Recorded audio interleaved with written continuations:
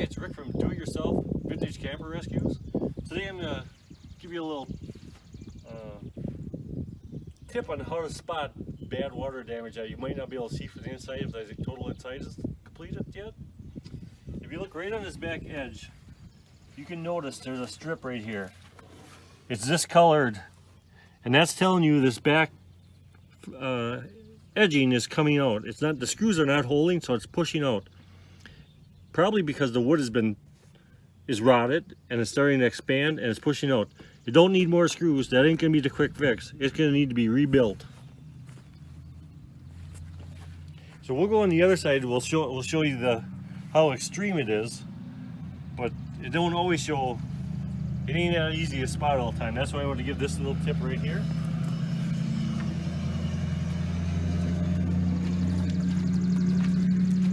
So now you can see what's really happening on that side. It's not holding nothing here because we're going to go on the inside and look, and you'll see the wood is completely gone on this side. That's what's happening on the other side. You just might not be able to see it if it ain't so extreme like this. So when we go on the inside,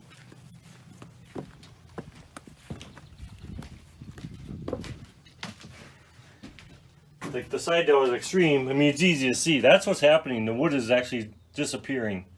But the side that you can hardly tell, it's just rotting now. It's just getting soft. It's dark, it's black. You can see up here, it's starting to, like I say, it's expanding, and that's what's happening with the screws, and that's what you can tell with that edging.